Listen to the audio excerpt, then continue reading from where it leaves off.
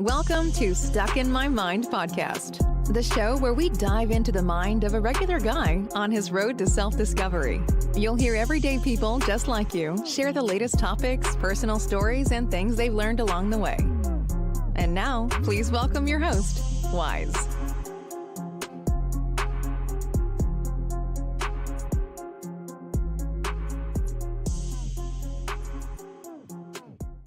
And welcome to another episode. I am your host, W-I-Z-E.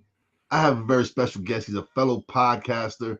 He's an Emmy Award-winning Media Advisor and a talent development executive. Welcome to the show, Vinnie Potestivo. Yo, Wise, thanks for having me. Pleasure's all mine, brother. How you doing today? I'm well. It's the fall season has hit New York. There's a creative vigor that you can literally feel in the streets, the energy, the clients. It's a very demanding time now. It's fun to be creative. It's fun to be here in New York right now while that's going on. You're in my hometown. All right. Yeah, I'm a Brooklyn boy, born and right. raised, but now I live in the Pocono Mountains here in Pennsylvania, and you're absolutely right. Fall is here. I will have a slice for you, my friend. I'm originally from Staten Island. I got as far as Brooklyn and I stayed.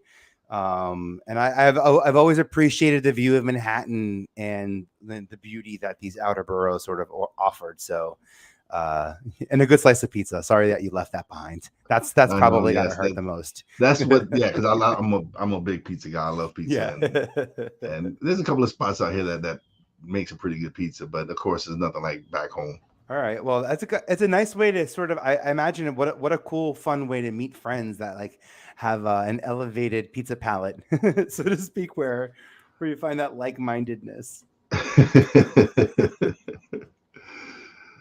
So, all right. So, Vinny, so I was reading over your biography and all that. You've done a lot of things, man. You've been very busy. All right. If it looks that way, it's a very linear approach to it. It feels like a lot of fails and a lot of successes. I've been lucky to have a career in TV and media and new media, really always in new media, which has been fun. Yeah. So what exactly is a media advisor and talent development executive? Yeah. So as a talent developer, what I do is I help people figure out what they're amazing at, and they can be amazing at being good at something, and they can be amazing at being bad at something. Right? If there's a process that you just love and are truly amazing at it, this is the thing that you do best. Again, whether it's successful or a failure, whether you fail beautifully or success beautifully, to lean into those strengths. And some examples of how I got to do that 20 years ago are helping Ashton Kutcher lean into his strength as a creator, where he can show the world that he could create a larger than life version of reality, and also pull mechanics and call cameras, and truly was like a modern creator. He wasn't just, a TV actor or film star, and that he was capable of creating something that was pop culture relevant and punked. Put him on the map for that. I was at MTV when that show came out, and our department was a big, component to how the talent department, those talent-driven projects came out. Jessica Simpson, Chicken Tuna of the Sea, right? Here we have an yes, by the way, that comment. Now I got the funny thing about that show is if you really want me to dissect it, what that show is a comment on the weird social all the like genderizing and all the things that come with marriage, that suddenly a man is supposed to be and a woman is supposed to be. And I thought what was so cool about the Chicken Tuna of the Sea moment is like, here she's saying she's not good in the kitchen. That's not her specialty. She's not good at grocery shopping. She's not good at cooking. She's not good at that's not her thing. And I thought it was a really relevant perspective, for a young audience, especially as we're figuring out, making room for new ways for relationships and people to evolve as people, let alone as partners and collaborators. So helping people figure out the best versions of themselves. And then the media advisor part is I help them figure out what platform is best, what opportunity they have to stand out, a documentary, a hosting opportunity, a podcast, a book, a collaborative, a co-pro opportunity that I know already exists that I can back them into, or something like that. So what are three things like someone like myself can do to increase their chances of getting discovered? Oh yeah, the craziest thing about getting discovered. Well, first off, we have so much say in when and how and where we get discovered. So, like for y'all, like I was a casting director at MTV in the late '90s, and for 20 years, I was the guy that I would go to concerts, and I would tap people on the shoulder and say, "You have a cool look. Would you like to come in and audition to be a VJ?" And some of that was like, there was people like me who went out and did that. I think you kind of like that was the moment where you had to be, there was always like, you never know when the moment's going to happen, when you're going to get discovered. Discovery is exposure times action. Back then, exposure was you were at the right place, right time, where I was. The action is I got your information and I gave it to a producer. I shared your information. I networked. I shared your information. If you really want to think about what casting is, I found somebody, I got their information, and then I gave it to somebody else. Casting, it took it from one point to another, a person from one point to another. Same exact thing we're doing right now with podcasting. I'm taking one audio file from one place and I'm giving it to a person who's requesting it. Podcasting and casting, to me, it makes so much sense that my world somehow is in this, like in this digital, how it all sort of makes sense, because people make podcasts, and there's so many more people who make podcasts than there are people who make TV shows. And I'd rather work with a lot more people. I already worked with people who make TV shows for 20 years. So, and a lot of good that did me. So I'm working on my heaven points. I got to get in those pearly gates. I'm looking at you, man, and get me in. But right now, listen, right now, podcasting is hot, man. It's a media that's not really, it's been around for a while, but it's been untapped. It's a media where people, yes, they talk about there was 2.5 million podcasts started during the pandemic. Yeah. But not even 400,000 of them are still active. And when I mean active, they don't release an episode within the last 30 days or whatever. Yeah. And so some people think, oh, yeah, I'm going to just start a podcast. And once they see the work that goes into doing this podcast, it is not easy. It's definitely a lot of work. You have to really be dedicated. So that's why a lot of podcasts you find only have like 7 episodes, 10 episodes, and then they stop because they see this is really hard work and they just aren't dedicated to doing it. Yeah. Yeah, it's funny. I hear that number, the 4 million, whatever that growing number of podcasts, and I'm like, yeah, but like, how many poems? How many books? How many songs? How many TV shows? How many reality TV shows? How many movies? How many? I mean, like, you want me to go on and on and on about intellectual property? And like, here we are, where most of us in our lifetime experienced cataclysmic growth in media. Like, even kids are aware that there are new platforms for me in the 90s, like MTV in the 80s, in the 90s was CNN and Fox News. Like that, I understood growth to be to happen. Change comes slowly but surely, but exponentially. This level of growth, people who say, "Oh, 4 million." If you don't want to do a podcast, you know what? I would say this: if people don't want to do a podcast, don't be a podcast guest. It is cheaper. You actually get somebody who makes content and they use the words that you say. Hopefully you do a lot of work to make sure those words are impeccable, that you hit your talk points, and you make sure that the energy and the passion and the encouragement comes through with takeaways, and there's work that goes into it. But I love being a podcast guest.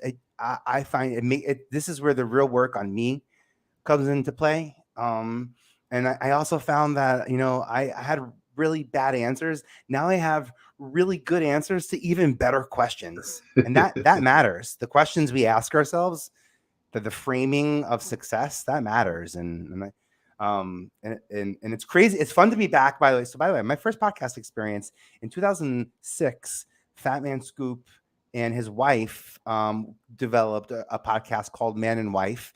And I remember going to Hot 97 and listening to it. And I said, y'all, this would be really fun. I know you can come here and record it at the studio. Back then, you kind of needed the equipment. So you recorded it at the studio. Anybody, right? The entry point was at a certain level.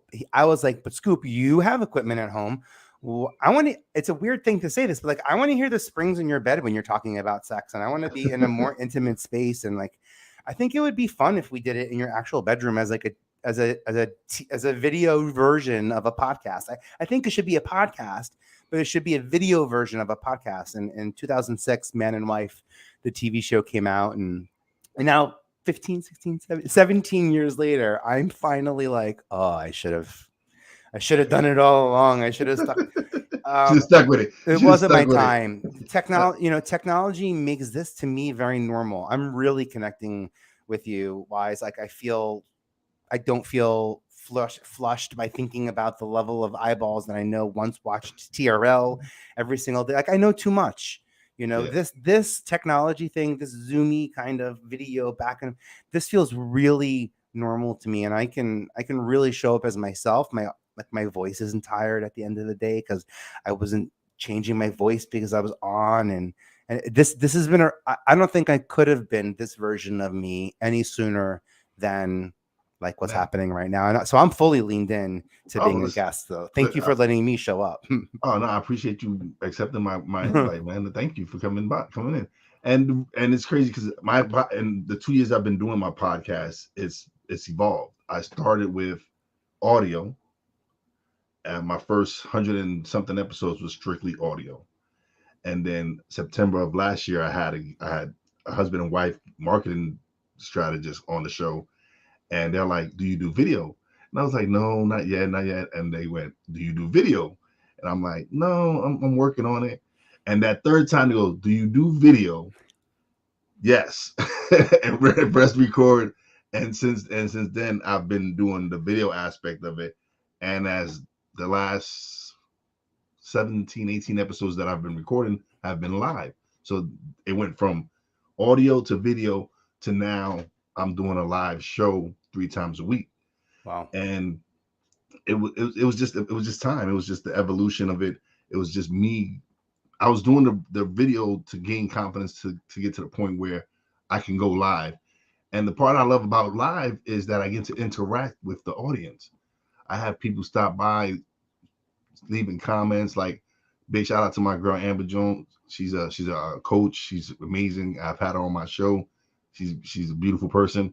Then my man Corrado, he's been listening to me since my audio podcast, and he's always checking me out, always sharing my stuff, and being able to acknowledge them and show them that I appreciate the support that they give me is the reason why I go live now. Yeah. Is to be able to interact with them and let them know, hey, I see you out there and I appreciate all the support you're giving me. Yeah, the input dictates the output. These are people who have a voice and are part of the DNA in what you're creating. They're part of the alchemy of your output just because of how supportive they are. And when you pull on that information, it's awesome to be able to support them live during it, because it's the same energy. That's sustainable. That's sustainable creativity. So it's a beautiful thing you've created here, and layering it in. And it's funny, as you were working on that audio show, what you were really doing is figuring out the format, your flows, your length of segments. Do I want a segment? What's a repeat question? All these little, all of those bits and bops, to go along with it. But I agree. Video is one of the ways that will help audio grow. I would never replace a strictly audio strategy for a video leaning strategy where audio is a second output. I still would recommend leaning with an audio, right? Listen, like we're doing here. Yeah. I still release my audio podcast, and I have my YouTube channel for the some of the videos that I still have to release that I recorded prior to me starting doing the live shows. But to me, it was just the growth. It was just meant for me to grow, and those are what I use to help develop myself and develop my style and develop what I want my show to become. Yeah. But with anything, it takes time. It takes, like, when I first started, man, you don't understand. I was getting ghosted so many times. People wouldn't show up, or people would be like, how many downloads do you have, or how many people are listening to you? And I'm like, look, I just started out. I'm new, I'm fresh, I'm green. And like, nah, no, I'm not interested. But the more consistent I became, and the more I started doing it and started reaching out, no's became yeses. And then it became where people started reaching out to me and was like, hey, I heard your podcast. I would like to be a guest. And I'm like, okay, cool. And then when I started getting people like Bob Doyle reach out to me, who I admire a lot because I'm a big fan of The Secret, for him to reach out and be like, his team reach out and be like, hey, we're interested in having Bob Doyle come on and talk about what he's working on right now. To me, that was big because this is someone I admired and looked and considered somewhat of a mentor. Like, wow, this is someone. This to me was big, and to have the opportunity to sit down and speak with him and have a great show with him. To me, I felt like I was blessed. I was like, oh man, this is great. And so to be able to sit down and speak and have conversations with people and have people come share their stories and share their experiences is what I want, because I want people to be out there like, hey, this is a regular dude just recording shows and having a great time, and at the same time I'm learning, and hopefully people out there can learn something from what I'm putting out, and it's just a great feeling. Yeah. It's cool. The structure, I mean, to be able to leverage a podcast platform to bring in new energy is just like, it's an amazing feat. It makes me wonder if I would have gone into casting the way that I did professionally if podcasting was available, because truly what I did for 20 years in unscripted TV was exactly what we're doing here. I would do I would get you on Skype. I would record the Skype call. I would cut my voice out. I would leave nothing but your voice. I put in like lots of music and photos and send it into the network. I read a one sheet about you and the storyline that I think and how it could fit in, and produce out what I think the episode arc or the series arc or the franchise arc would sort of look like, and remove my voice from it. So being a podcaster has been a fun challenge to me. I am changed. So I've sort of pivoted a bit from how I first launched my podcast. It was always originally going to be with people that I'd already worked with, because I kind of have a lot to work through. A lot of what I did, it wasn't even around when social media was around. So like there's some cool stories that like I get to bring to podcasts. Like, first off, that I get to bring to podcasts like this that will grow with me next year when we're in the top 100, and I know my neighbors. That's a community of strength. But if I want to grow slow with people who I know I can support, who also maybe could support me, maybe if that happens, but also more than importantly that I know I could support. The amazing thing about the podcast community is that there's some amazing people that love they're a community that wants to help you grow and develop and build. And I've connected with so many amazing people through my podcast, fellow podcasters that have become, they're lifelong friends. They're friends that I know if I need something or need some help, they got my back. And it's because of the podcast. Yeah. It's because I come on, I just try to be myself when I do my show. I just want to have a great conversation, and I want my guests to feel as comfortable as possible. I want them to be able to. The show is my podcast, but I really want it to be about them. And I want people to see that, hey, look, there's a lot of interesting people out here doing some big things, some great things, but they start from humble beginnings. They start from like me. I wasn't in media. This wasn't my platform. I wasn't in radio. I wasn't TV. I just decided I was going to press record and start a podcast. And it's grown to the point where I'm getting some recognition now. I'm getting people sending, like I said, people reaching out. Hey, I want to be a part. I want to be a guest on your show. You have great content. You're doing some great things. And that to me is like, this is what I want. This is how I want to grow it. This is, people think that, oh, I'm gonna do a podcast and I'm gonna get 10,000 downloads and I'm gonna be huge. And when they realize it doesn't work that way, they quit. They give up. But for me to be able to see the growth of my podcast and the evolution of my podcast is amazing.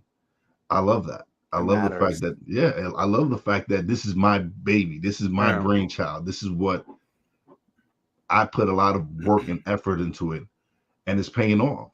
Yeah. People are, oh, you have a podcast. What are your what are your plans with it? I'm like, what are my plans with it? I have a podcast forever and ever and ever. It's mine. I'm never going to sell it. I'm never giving it up. By the way, I'll never have advertising. I never will have advertising on my audio podcast. I I take my videos with my guests and I also turn them into a TV show, and I have that syndicated, and those are on advertising platforms. But that's a second distribution for me. So when I have those episodes, I can put them into that funnel. Yeah. But I'm not, it's not mandated to do so. So I won't ever go back to an advertising model of content that if I don't have to. I come from TV, so I've already done it. And to me, podcasting is a lot more interesting if I have a lot more freedom of when and how and where I want to publish. That's why I'm happy being an independent podcaster, because Yeah. I put what I want to put out. I don't have any sponsor or anybody tell me, oh no, you can't put. I can't have you put that out. Like, no. Right.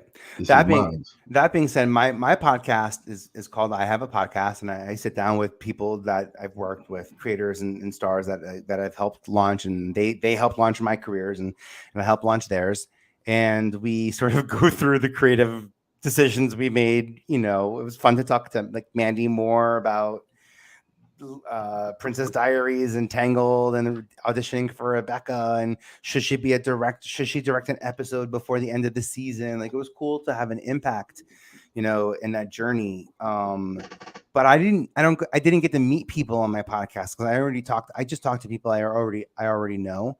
Yeah. So I have a podcast and turned it into I have a podcast.com is a Google News certified discovery and news platform for indie podcasters. So I'm able to offer indie podcasters a featured podcaster article with your name in the header.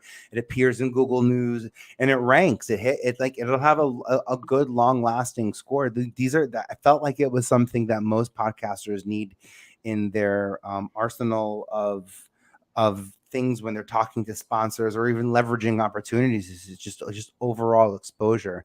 So I thought the best way that I could probably create value to the relationship beyond just sharing the episode in social media.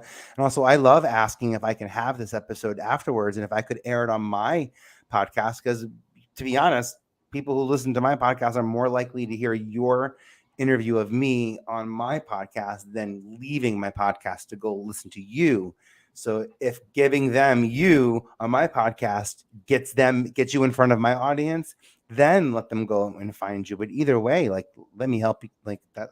I'm building an audience and I built the stage, and I'm happy to host reluctantly, but I'm happy to host it. And I love moderating. I'm passionate about moderating. What a weird thing to say. I never thought I'd say that. I love figuring out how to make two people have an argument on stage, you know. But Discord creates, you know, a conversation, and dialogue dies if it doesn't have the ability to be shared. So I'm mindful of all those layers to it, and not to get too meta, just to speak so much about podcasting. It all comes back to that. And then I have a TV show, and I have a podcast, and I have a platform, and a Google News platform, and I have a merch collaboration coming out. I have some fun things that I'm about. I think we could all relate to I Have a Podcast, whether you are a podcaster or a podcast guest or a listener, and you feel like that shit's yours because you just own it so much because you love it. And it's like, that's my podcast. I have a podcast. You have to hear it. It's stuck in my mind. That's my podcast. It's my favorite podcast. And, you know? and it's funny that you talk about it. You say that because I was talking to a friend of mine, and I tell him, like, it's my baby and all that, but it's my audience's podcast. It's their podcast. Yeah, I built it for them. Yeah. I just don't. And then I was like, but I'm so mean. Here I am building. Oh, this is for you, but you can't be on it. That's what I did. So I had to go figure out how to make sure I built a real stage that has sustainable impact, by the way. Also, is this podcast on IMDb? Is it listed on IMDb as intellectual property? Yeah, this is big. So IMDb, that most of us will know as the Internet Movie Database, where we go to find our favorite TV shows, TV actors and all that. Actors, who made this film. IMDb now allows podcasts to be intellectual property that you can import your credits to, which means that that you can be getting credit for having a production company, for winning awards, for being a host and a producer and a writer and an editor. And if you aren't all of those things on your podcast, then you have those people and they should be getting credit. So it's not just about. I'm all that. I'm all All that right. on my podcast. If you, but there you have the ability, the space, the grace to give yourself the credit that's due, so people understand the way that your podcast works in this creator economy. IMDb is like the LinkedIn to me for all things in this creator economy. And you have unlimited uploads for if you make social media content to promote your podcast, and now you don't know what to do with all that social media. Luckily, YouTube came out with shorts, so now everyone used all their TikToks and Instas for shorts, and another place, bippity bop, move it all around. Another place to put it is right there on IMDb, where you're literally allowed to upload an infinite amount of support content for your podcast. All of your guests are allowed. Now, this is a data point that Google does not know about you, and it will change in 1 week. First off, in 24 hours, it will stop your star meter and your movie meter will skyrocket. You probably don't have a movie meter because you have no other intellectual property on that. But as a star, if you're already on there, then you'll see how much more discoverable you'll be. And this is like what I was saying earlier about like the things people don't realize they do to make it difficult to be discovered. This is one of the easiest ways right now for podcasters. I created a free resource too. Audiolinked.com, AUDIOLINKED.com. This awesome guy, Ben Courier, he has an awesome podcast called The Failure Guy. And we were talking about it. And I was like, I have this strategy. And he's like, I just did it. And I was like, oh, I had the strategy. I didn't do it yet. So I guess I should do it. And what it did for me overnight on Google was create my whole Google search images changed. What happens on the first tab? Now my podcast, if you type in, I have a podcast on Google search, my podcast actually shows up. That's crazy to think that in 2 years I was able to establish that type of, search recognition on something like that, which was my strategy all along. That leads me to my next question is, what type, other than IMDb, what other types of opportunities for exposure are podcasters not using the right way? Oh yeah. Awards.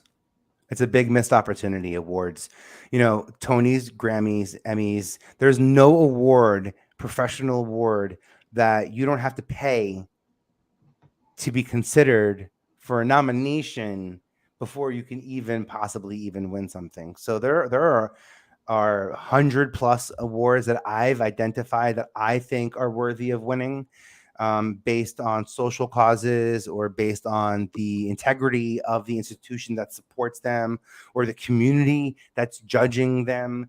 Awards are our way of thanking people. It's not businesses. You don't hear actors get up on stage and say, I want to thank William Morris. And they say, I want to thank my agent, so-and-so. I want to thank Vinnie Potestivo for da-da-da. We think people. Awards are our opportunity to give and get credit for hard work. And it's also a way for us to stand out. On IMDb, it's a way to stand out because you can connect your media awards to your production company. So some people don't connect the fact that if they're producing content, they probably could be producing content under an LLC, which would cost them nothing if they were putting all of their creative output out of a production company. And the benefit of that would be then you would have an award-winning production company who is helmed by an award-winning producer with an award-winning podcast. It's funny that you say that, because once I started podcasting, I created an LLC. I started a production company. So smart. It's the best thing. That's like page 2 in my book of like, I know, because that's what every artist, that's what Beyonce, that's what Ashton Kutcher, that's what Wilmer, that's literally, I can go down, that's what Jessica Simpson, Sharon Osbourne, I can go down the list of people who started with an idea and they're like, oh, hold up, wait, I could produce. No. Hold on a second. Let me reframe this. We would like to pitch you on behalf of a production company who's ready to fully render services on this IP, or we're open to a co-pro, but that opens you up for a co-pro deal instead of an executive producer title and possibly role on someone else's project. Collaborating can get funny when you get to media, so I don't want to get too heady in it, but so awards right out of the gate, credits out of the gate. Also, we're in this like sort of celebrity kind of theme. I'll end here. The red carpet. People think that they need to wait for someone else to drop down the red carpet nowadays. If you want this red carpet moment for yourself, this moment where people know that you're going to be someplace, sometime, looking good, looking at your best, ready to give sound bites, ready to perform, ready to be at your best. Like that's what a red carpet is, right? Like the media needs something. So you create that on Clubhouse. You can create that on LinkedIn. There's plenty of places where you can go live now on Instagram, on Twitter, with whether you want to go on audio or video. Plenty of places where you can go that you can create your own residency, and when you build residency, you build authority. That's where community has a place to build its roots. Oh yeah, no. So the fact that another reason that I enjoy going live now is because using this platform that I use, which is StreamYard, I'm going live on 8 different. I'm on 3 of my different YouTube, Facebook pages. I'm on my LinkedIn page. I have 2 of my YouTube channels, my Twitch channel, my Twitter channel. It gives me an opportunity to really reach all these platforms without me having to upload it to every single one. This allows me to just stream them all at the same time. Yeah. Well, yeah, that's like what it does for you. What it does for them is it makes them not have to jump around all these different channels. We have so many channels now. It's like now I have the one place where I know I can go to find you, and you give me options to be able catch it. To find you. To see you it, also are giving me options to share with my friends who aren't on Twitch. Well, if you watch them on Instagram, you can see them on Instagram, but I watch them on Twitch. You're giving them the option, that data point, to share that. And that's, again, one of those things that we don't think about when we think about how do we create something that people can share. Information, opportunities, experiences are one of them. And that's what you've done here by giving people the options, by giving them the power to choose where they connected to you. That speaks a lot about what you want them to do as they're listening to this, to be really honest, and what you want their next steps to be, which sounds like action. Oof. So they got to go do something after listening to this now. By the way, if you do, be a podcast guest. There's no reason why you shouldn't. I can't think of a reason. Even if you have nothing to sell, be a podcast guest. Talk to someone. Reach out. Talk to somebody. Share an information. Share info. Share an opinion. Like that's my. If there's do you have an affiliate link for Podmatch? Do you put that in your show notes? Yes, I have an affiliate link. So click on that. I share my my Podmatch link everywhere. Oh yeah, it is. I believe in it so much, and I really, and I've seen Alex pop up here a couple of times in the little promo. I think that what Alex has built, the guy who created Podmatch, what he's built, this community he and his wife have specifically attracted, is a really powerful community. And I said to him, like, this is like, if I'm at MTV, Podmatch is my TRL. Like, I'm just going down to the studio to hang out with whoever's here. I love Podmatch.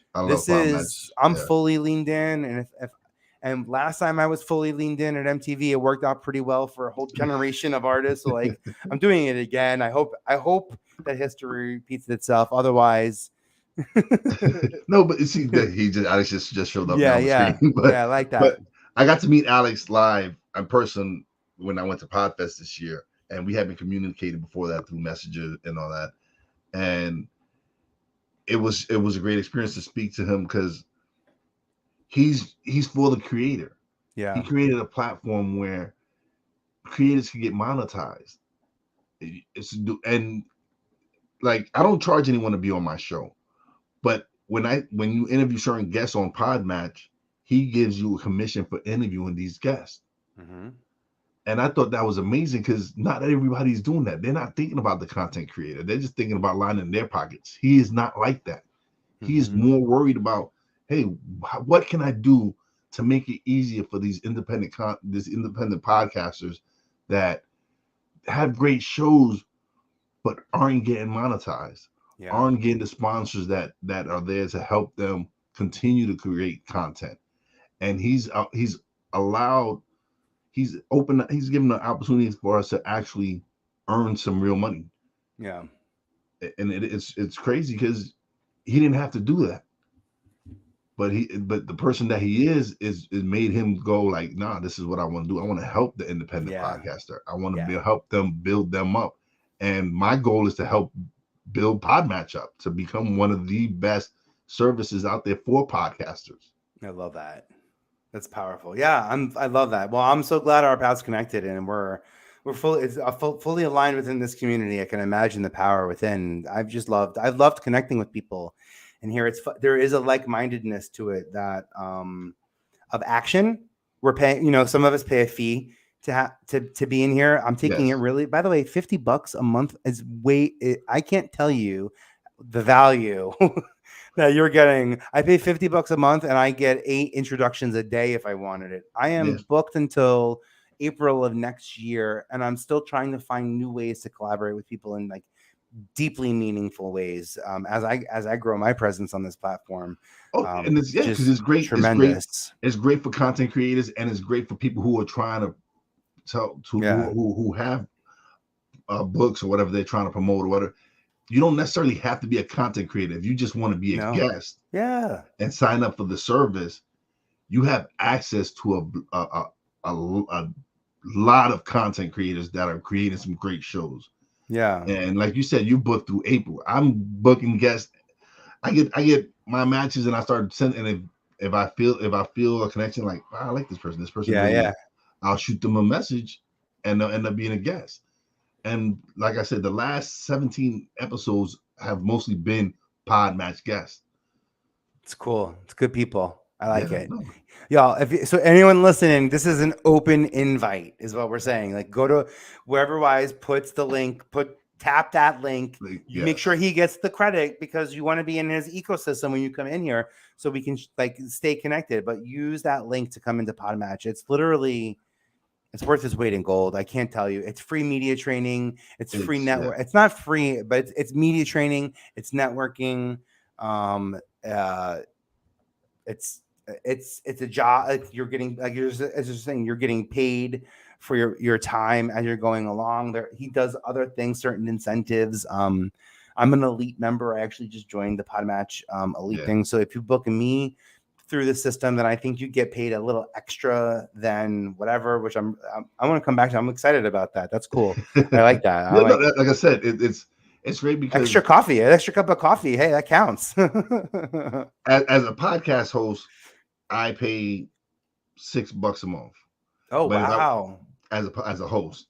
And I've been signed up for the last 3 months. And I've already made more than what I've paid. Yeah. And so to me, like I said, it was the fact that he's willing to give this opportunity, like help podcasters and creators do this is awesome. Like, and I told him I didn't realize it was $6. That's even like more of a kick to like, I know you have to have like some active podcasts and there has to be like, but that's a huge value. Yes. If you're a podcaster and you're looking for, and you're struggling to find guests, Podmatch is the place. Yeah. Listen, it's a Starbucks cup. It's a Starbucks cup. It's a Starbucks coffee a month. Yeah. If you give up one of your Starbucks coffee or give up something for a month, sign up for Podmatch and you can make some money. You can make commission on certain interviews. There's certain ones that are legacy guys that you won't get commission for, but still interview those people. Oh yeah. It doesn't matter. But the fact that you can make some money doing it, do it. Yeah, and make impact. And these are people who are changing. These are people who are changing the world. These are people who are changing the industries. I'm fully leaned in, as I said, and as I continue to meet people here on Podmatch, they'll always be part of the alchemy in what I create. And like I'm very sensitive about that. I know the input dictates the output, so I'm really respectful of the way Alex chooses to connect us through tags, and so it's a great he's created a great tool. I can't give it enough of my recommendation. Listen, I'm always talking about it. I'm always talking about it. And I'm always sharing it. When I see someone say, "Hey, I'm struggling to find guests," I'll send them the link. Oh yeah. like in all the groups that I'm in, if I see people like, oh, and that's one of the big things is people struggle to find guests. And so to be able to go on a platform where you can actually put in specific things and it will link you. Tags. Yeah. It will link you with people who have similar tags that might fit what you're trying to do. Yeah. Yeah. It's a pretty powerful tool. It is. It is. And Corrado says espresso on the house. Make mine a double. It's the end of the day. I looked at it. It's my friend Obama. He's another guy who's been supporting my podcast since the beginning, and I appreciate it, man. He says peace to both of us and how we're doing. We're doing great, brother. We're actually here having a great conversation, being able to talk about what we love doing, and which is podcasting right now. So to be able to that's one of the major reasons why that I like to go live now is the interaction. That interaction is just amazing. It's awesome. It's great. It's great. It's great for that energy to be part of what we're creating, as opposed to only for it to be exposed after. It's like, it's super cool. And you've got 8 live streams going on. That's awesome. Mega. World domination. Technology is amazing right now. Yeah, man. right. and like when you were talking about it before, back in the days, unless you had a studio, you couldn't do this. You can record now. You can record studio quality from your house. Yeah. You'd have to, if you wanted think about even trying to get anything out into the press. Like, you had to. I remember bands broke up and made up, and things happened between 3:30 and 4:30 when TRL was on, because artists knew that that's when we were live. And Mariah would show up to the studio wanting, to give away ice cream, and like Diddy would show up, they would show up knowing that it was live. They had to come to a specific place because it's live. I left in 2007, literally when we all got to go live in our hands. That's when I was like, all right, MTV was fun. And then they did Jersey Shore and Tila Tequila and everything else. That was a different path. It is no longer. It is no, to me, because I grew up in the 80s, so I remember when MTV was actually music videos, when they showed music videos, and then who were the VJ? Julie Brown maybe was Kennedy, or it was Downtown Julie Brown.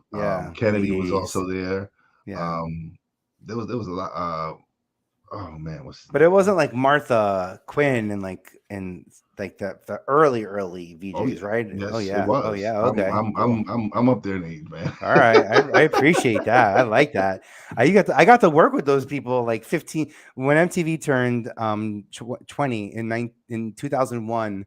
I remember I was like a talent coordinator on like the barely legal birthday party, and I got to meet all. Unfortunately, JJ had passed away by then, but all the original VJs, and I was just in awe of, like, I don't know, ground. I mean, and by the way, and one of those original VJs is the man who's credited with creating podcasts, creating an audio file that lives on a server that can be RSS, it could be fed and downloaded on demand at a time, and then live on that device in perpetuity. Like, that's a pretty brilliant sort of like mechanism to think of. So.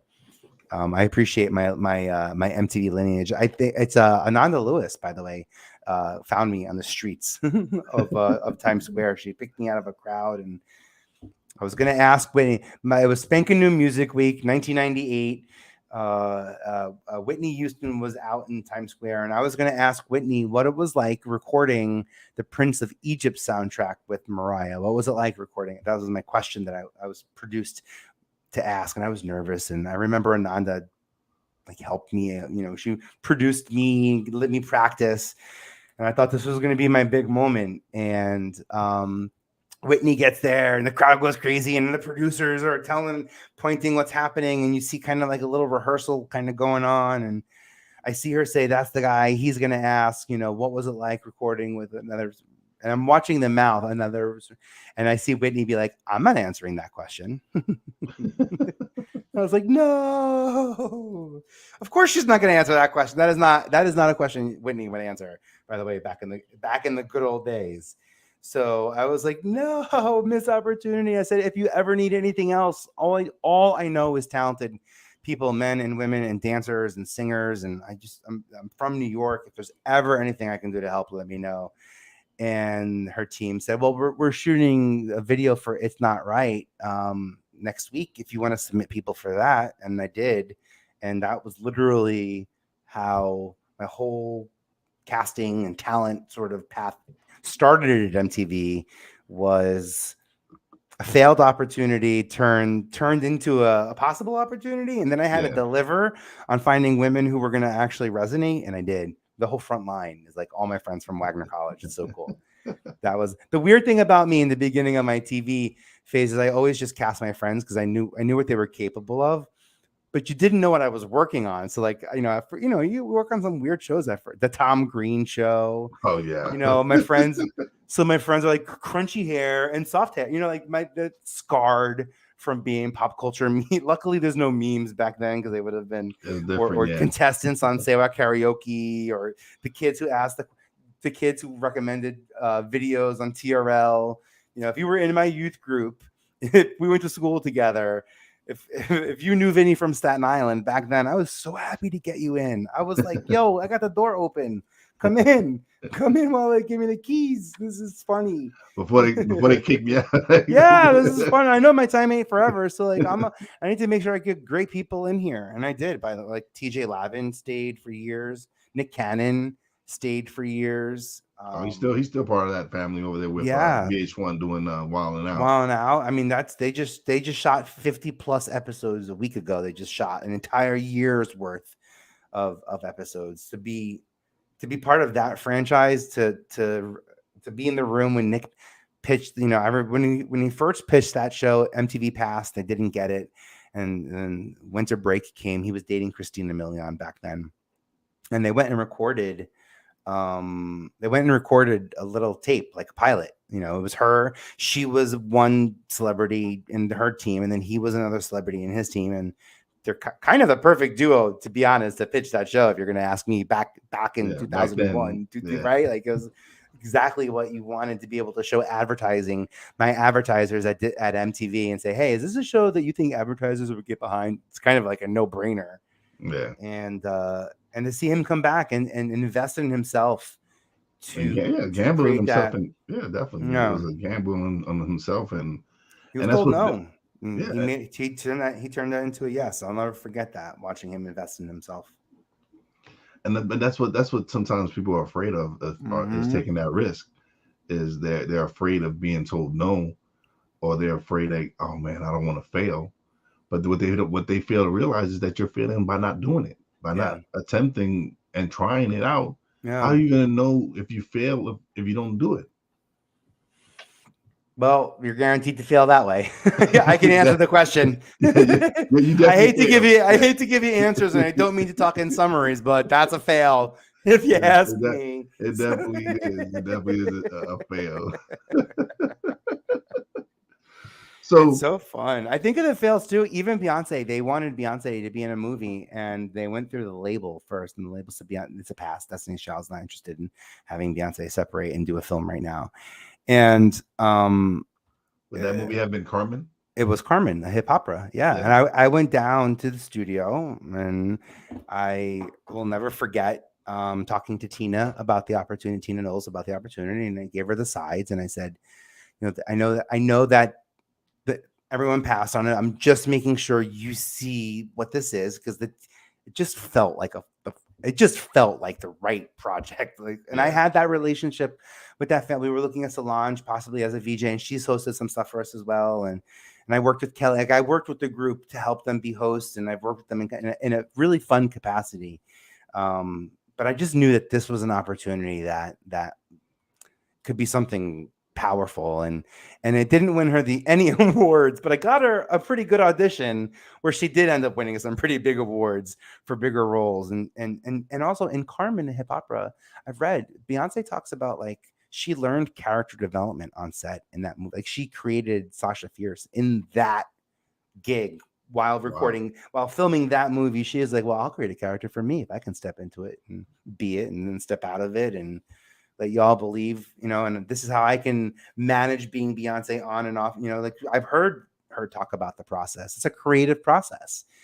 She was building a sustainable creative process then in 2002, saying, how do I be as fierce and awesome as I can, but also give myself the grace, the space just to be imperfect, because I need that to feed that other character. That's what that character thrives on. And it was cool to see that happen. And I in no way take credit for any of her success, but I'm like, yo, I'm the guy that was in the room. I got to hold the camera and it was the three of us and the director. It was an amazing moment. And when you see someone like that audition in such a vulnerable, auditioning is a very vulnerable process. And it's just something that when that happened, I was like, oh, this is great. And then a year later, I got the call and they were like, we're doing Osbournes and Newlyweds and Punked and like reality TV. And I'm like, but what? But I thought we were going to do like MTV Films, like put people in, like Mandy Moore in her first film and Andre 3000. And I did this weird thing. I forget the name of it. Volcano High. It was called a Kung Fu movie that we retracked. Yeah. And I got to cast all hip hop artists as the voices of all of them. So it was like that was a really fun project. I got some fun relationships with that one that lasted a while. Khalees, Pat Morita, I got to work with, God rest his soul. Miyagi, yes. Yeah, right. God rest his. He was a fun one. It was his cat's birthday. He was not happy about the recording hours were running late. I just remember being like, I want to be him. I want to be just set in my way and persnickety and creative and rah. And like I just loved I love that whole process. It was some fun times. And those people made big things out of those opportunities. I look back really fondly at my time that I was there and the people I got to share space with and what they're still doing with it. But now you're in a new space. Yeah. You're in podcasting. Podland. Yes. And so what do you feel you've done to help impact diversity in media? For me, it's the way that I approach every opportunity that I've ever been hired to do. Yeah. I'm often hired, especially early in my career, I was hired to do things that, not to say I wasn't qualified for, but I don't think anybody really was, let alone from a cultural perspective or a community access point. I think that the things that I got to do, I got to MTV in the late 90s, 3 or 4 years after MTV Raps, after a huge cultural revolution that had already occurred 4 years. Like my mentors at MTV were Funkmaster Flex. Literally, I can go on and on and on about what he taught me about just showing up and being on time and understanding the process and the importance of being someone's first. Actually, I love this. Flex gave me my first plaque, my first platinum plaque. And he's like, you're going to get a lot of them. I need to make sure I'm the first one because you never are ever going to forget your first plaque.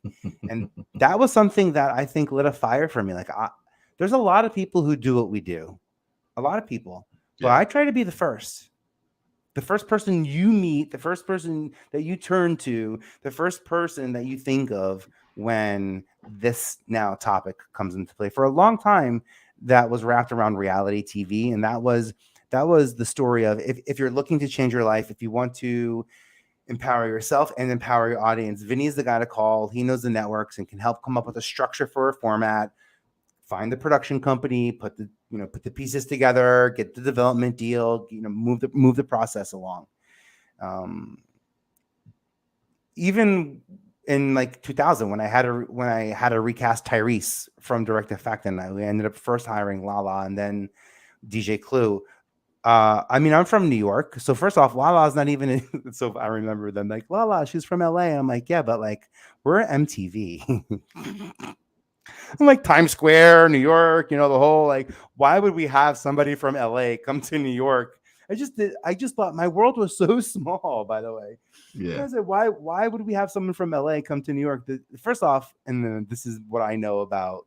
First off, I know that there's sides to the hip hop story. And I know that as a New Yorker, I fall on the New York side. So like, I know there's a part of as I'm learning, because you have to pick Mets, Yankees, You have to pick Nets. You have to pick along the way as a child here, as a borough boy. You It's have to funny. pick along the It's, way. it's funny that you mentioned the Mets and the Yankees Why? because, as you can tell, I'm a Yankee fan. That's Yankee Stadium behind me, and my friend Corrado, who made comments about the Espresso and everything, he's a diehard Mets fan. Yeah. Diehard Mets fan. And we just go at it. We just go at it. But more him than anything. It's like, to me, I feel like Mets fans, they're upset because they're the little brother, and so they just have this hatred for the Yankees. And me personally, I root for all New York teams. I love all my New York teams, but I'm a Yankee fan. I'm not gonna say I won't root for the Mets if they're in the World Series. As long as they're not paying my team, I'll root for them. But if they're playing the Yankees, it's no brainer. I'm gonna root for the Yankees. But to me, I feel like Mets fans they will not root for the Yankees. It doesn't matter. It doesn't matter who they play.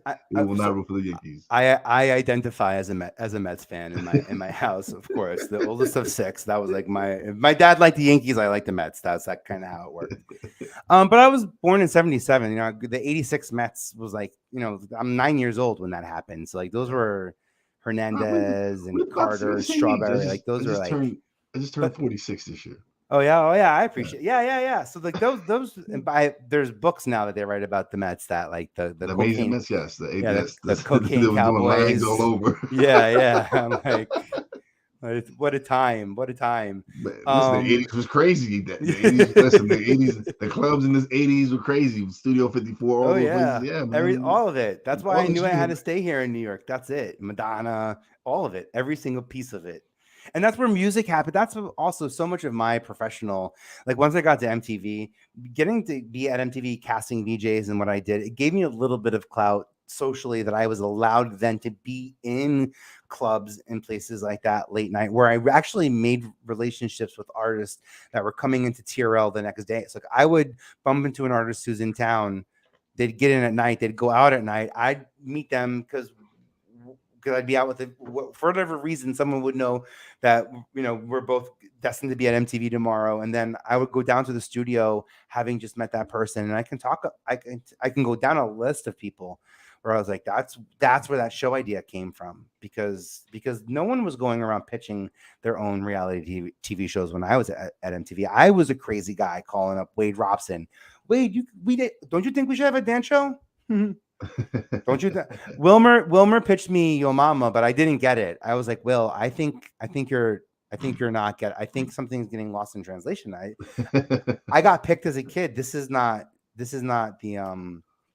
But wait, to answer your question about diversity in media, so it was the opportunities that I brought when I needed to find Clue or find a host, or work outside. I made sure that the sources that I pulled from. Because I never is a weird thing to say. As a casting director, I never went and looked for the person I was looking for. I looked for the person to introduce me to the person that I was looking for. I looked for connectors for Mavericks who I know would know 50 people who could potentially qualify for this. So I can have a long-term relationship with them. And by the way, I would give them VMA tickets, and anytime they wanted TRL tickets, they had more. Like their kids basically grew up in the audience. I opened up the doors for those people.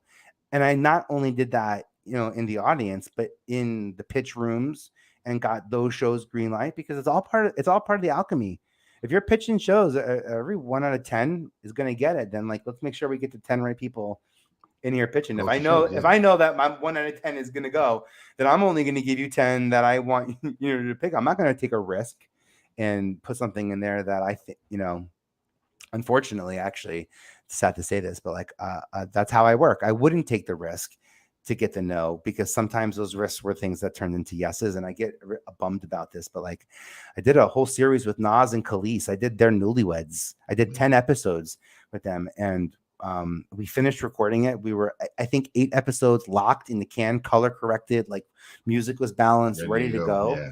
And then in 2007, they said, you know what? we want to try this Laguna Beach show spinoff, The Hills. We're going to take the same cast from the city, put them back in LA, and see if The Hills picks up. And unfortunately, we're going to have to lose the hour that we were going to give. It was called Me and Mr. Jones. So we're going to have to lose the hour. And I was like, wait, what? Like wait, what? Wait, what? Like, what part of this is like, I'm not digesting this. This doesn't feel right.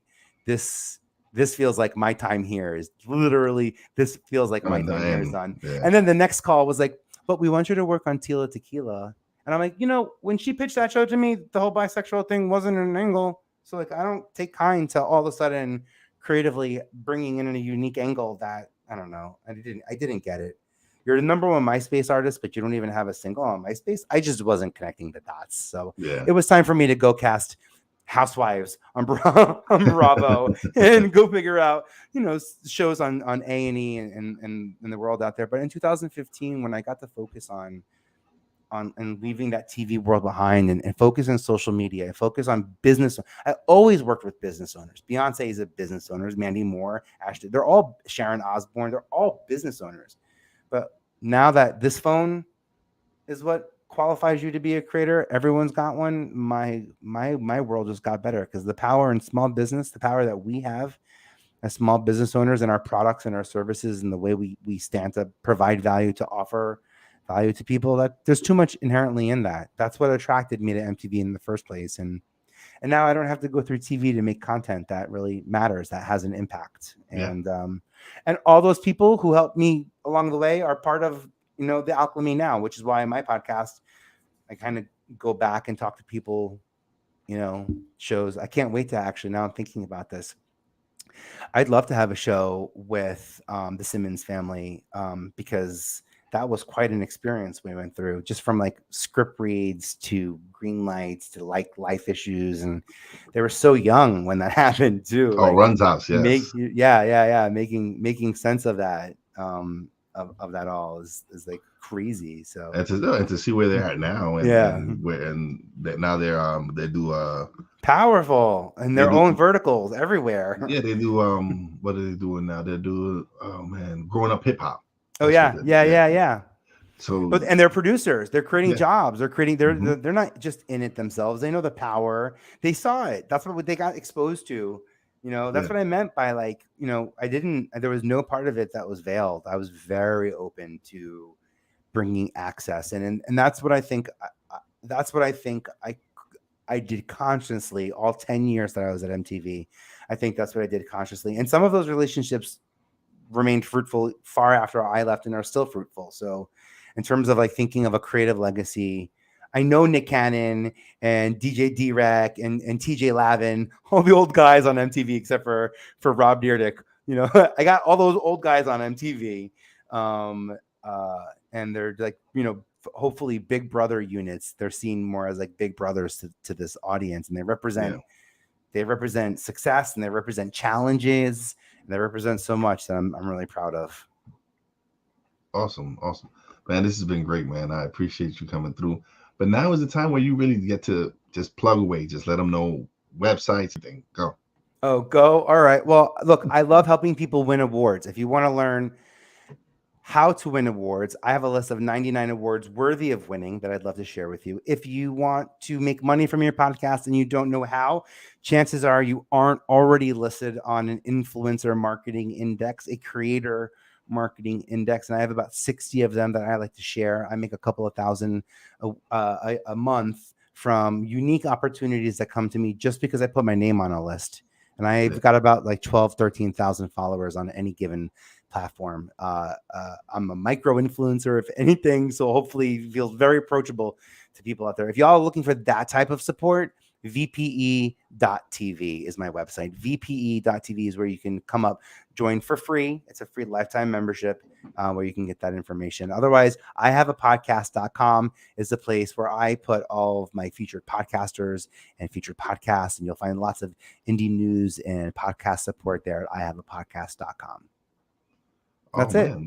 That's two awesome. Websites, VPE.tv or I have a podcast.com. I'm definitely going to sign up for both of them. Thank you. For both of them, definitely. And I'm actually going to send you a copy of this interview so you can post it as well. And yeah, it would be foolish of me if not to do it. Like, Yeah, I'm excited. it, Thank you it, so much. no, It's I very would be a gracious. fool. I would be a fool not to.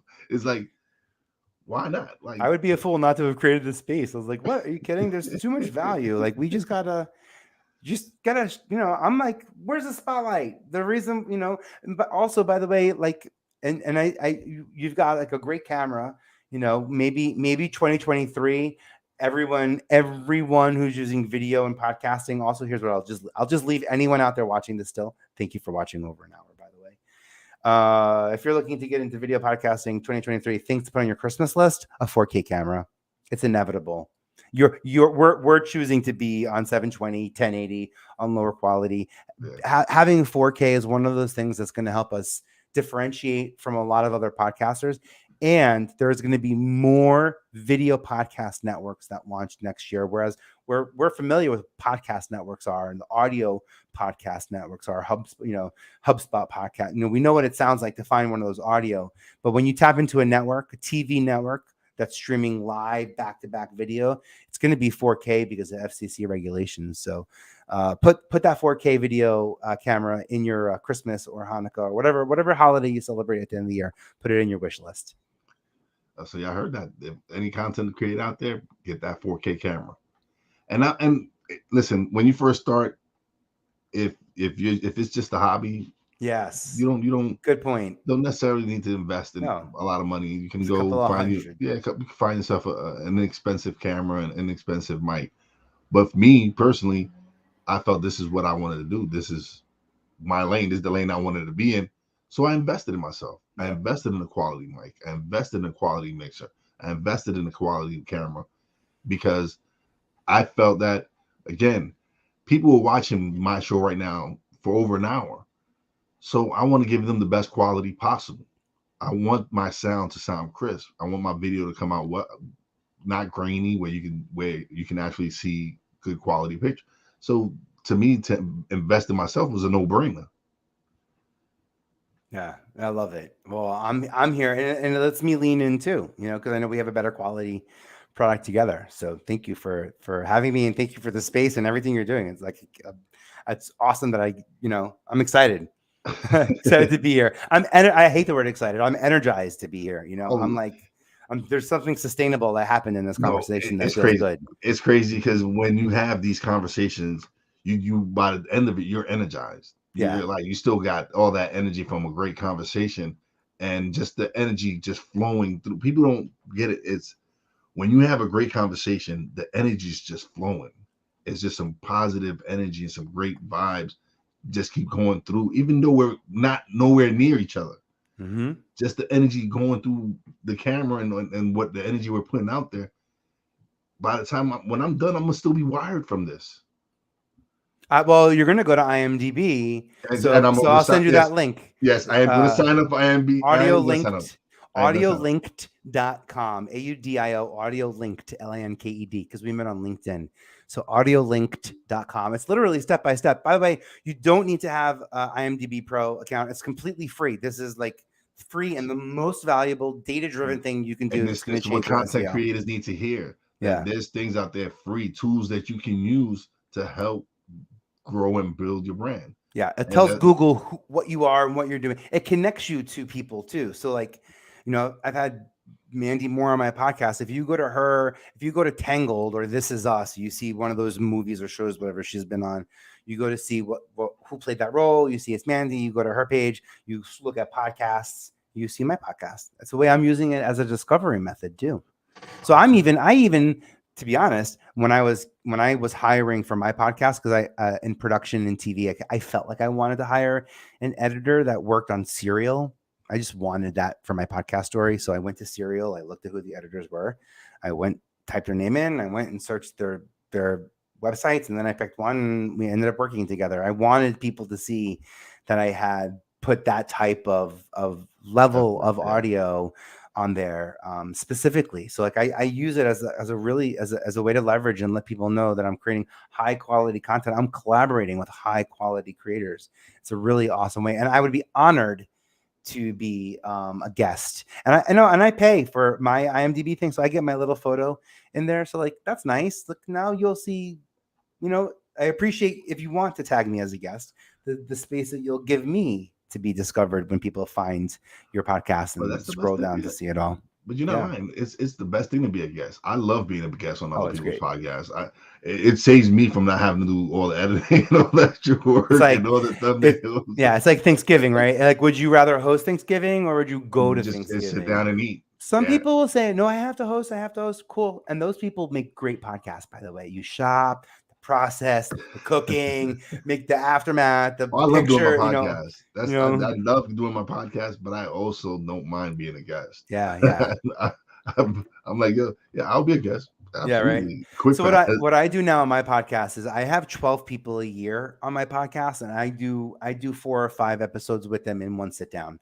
So that's just like 4 episodes with one celebrity throughout the entire month. And what that lets me do is it lets them pick and choose which episodes they share. It gives a really nice stress-free, if you some things you post, some things you don't, that's cool.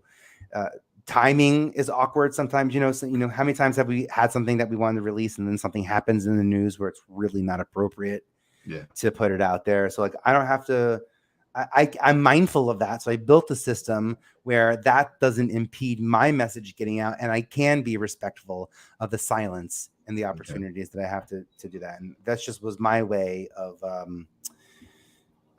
being able to have to penetrate an audience. Because with guests, I'm not finding a lot of growth coming from the guests on my podcast. But like, that's why I said earlier to you, let's put this on my podcast because they're more likely to listen. We're more likely to have community and contribution here.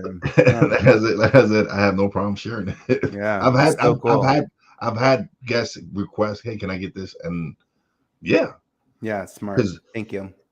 Because to me, it makes a lot of sense. Like some of them have bigger audiences than me. Some of them have bigger email lists, whatever it is. So I would be a fool not to want to share it. I'm not a fool. So I will, as soon as I download, I will be sending you a copy of it. I love it. Well, thank you much. No, thank you. I appreciate it. But don't leave just yet. I just got to do my shout outs, and we'll probably chat a little bit off air, and we can talk about what I can send you and everything. So just hold on. Yeah. All right. So now it is time for shout outs. Big shout out to everybody in the chat, Corrado, Amber, Obaimi, everybody who's shown love on the chat. I appreciate you guys. Big shout out to my Real Wise fam, Poppy J, Brandy J, love you guys. Big shout out to the boss lady, love you, baby, appreciate you. Big shout out to Vinny for coming through and sharing his story and sharing all the great, listen, he shared some real good tips, content creators out there. So if you ain't got an IMDb page, sign up. He said it's free, so definitely sign up, man. And as always, a big shout out to all the essential workers out there. God bless y'all. Be safe. You know your boy Wise does it. Peace out. Thanks for listening. Listen on iTunes, Podbean, Spotify, and TuneIn. Find us on social media on Twitter at @wise_b_blunt, Instagram at @wise_b_blunt, and a Facebook fan page, www.facebook.com/wise76. Check back soon for new episodes. Until next time, peace out.